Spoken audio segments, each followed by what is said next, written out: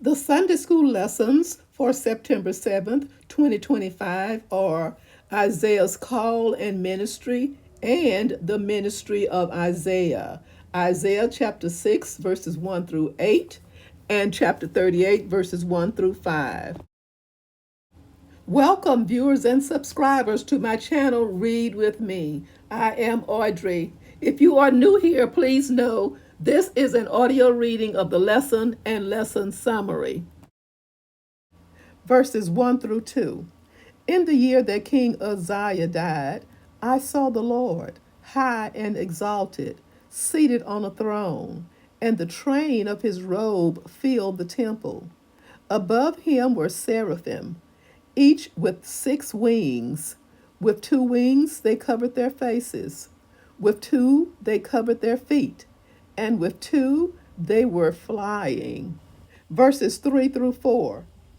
And they were calling to one another, Holy, holy, holy is the Lord Almighty. The whole earth is full of his glory. At the sound of their voices, the doorposts and thresholds shook, and the temple was filled with smoke. Verses 5 through 6. Woe to me, I cried. I am ruined, for I am a man of unclean lips, and I live among a people of unclean lips. And my eyes have seen the King, the Lord Almighty. Then one of the seraphim flew to me with a live coal in his hand, which he had taken with tongues from the altar. Verses 7 through 8. With it he touched my mouth and said, See, this has touched your lips. Your guilt is taken away, and your sin atoned for. Then I heard the voice of the Lord saying, Whom shall I send? And who will go for us?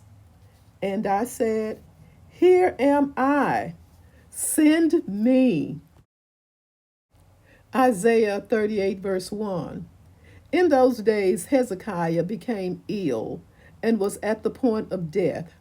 The prophet Isaiah, son of Amoz, went to him and said, This is what the Lord says: Put your house in order, because you are going to die. You will not recover. Verses 2 through 3. Hezekiah turned his face to the wall and prayed to the Lord. Remember, Lord, how I have walked before you faithfully and with wholehearted devotion, and have done what is good in your eyes. And Hezekiah wept bitterly.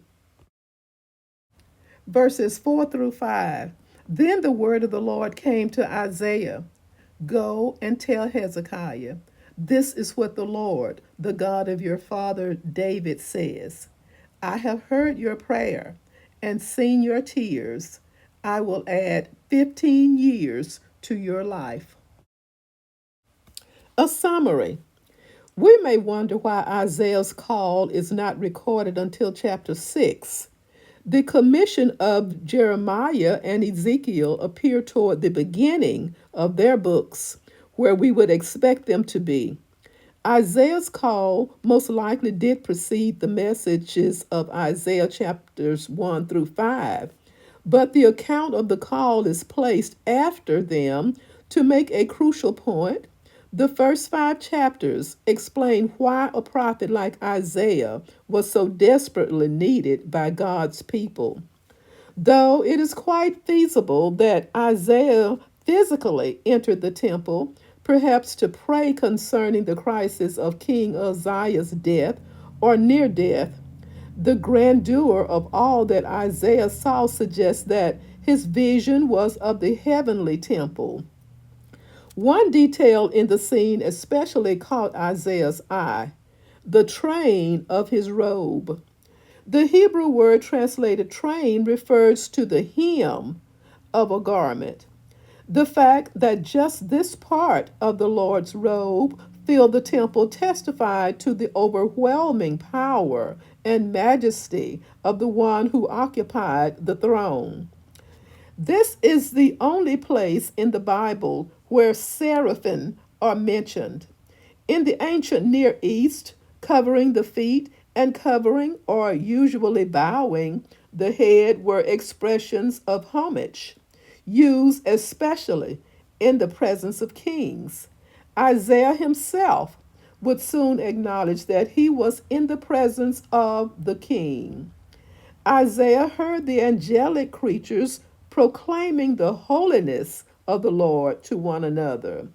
This experience seems to have had an unforgettable impact on Isaiah, since he, more than any other Old Testament writer, used the expression Holy One of Israel. Isaiah's awe inspiring vision reached a climax as the doorposts began to shake because of the thunderous sound of praise coming from the seraphim crying out to one another. The smoke was presumably the smoke from the altar of incense, which in the earthly temple stood just before the most holy place.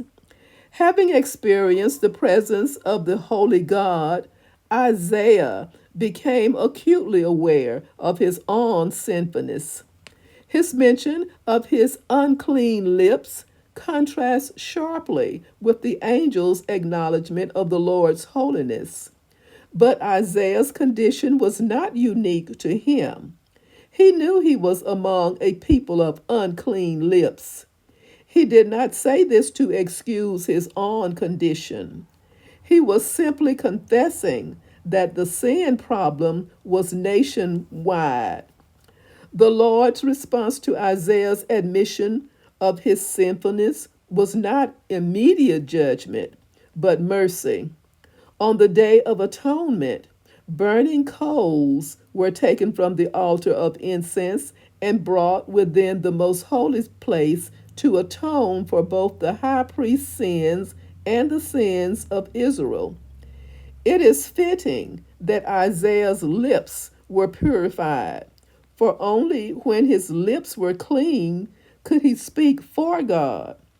Not only did Isaiah see the Lord on his throne, now he heard the voice of the Lord saying, "Whom shall I send? And who will go for us?" The word us seems to refer to God the King, speaking in the divine council with seraphim and even Isaiah present, thus serving to bring everyone into the deliberations.